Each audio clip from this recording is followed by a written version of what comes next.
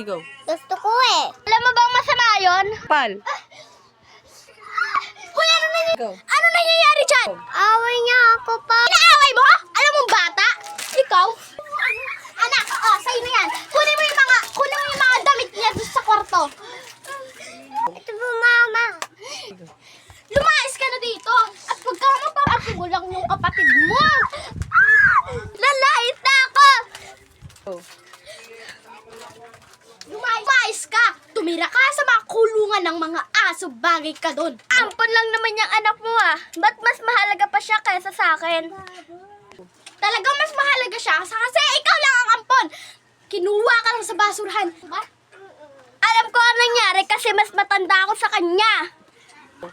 Mas matanda ka nga, pero kailangan mong atupagin yung pagbabait sa kapatid mo. Yung aaway-awayin mo lang siya na parang ganito.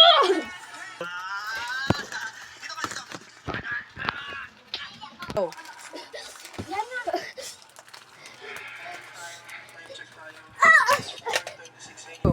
Okay ka lang po ba? Okay lang ako.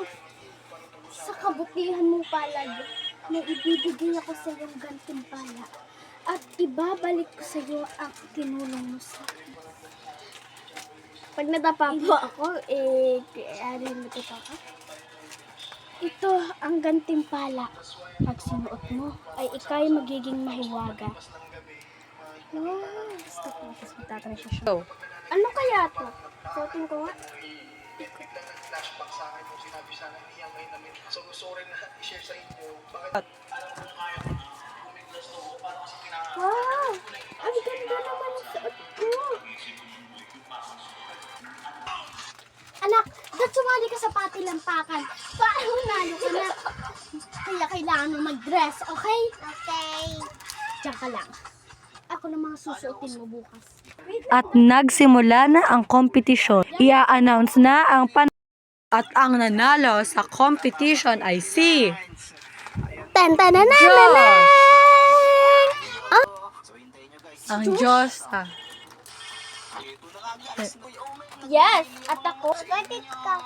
Ang nanalo yung At paano nanalo yung babaeng bruha na yan? Nagparibad pa ako para pag tinawag yung mga manay. Nung nanay, wala ka naman nanay, kaya lumayas ka dito at di ka bagay manalo dito at di ka bagay magkakaroon. Hindi ko kailangan ng nanay para lang manalo. Ang kailangan ko ay kagandahan. Dali, naapi niyo ako dati.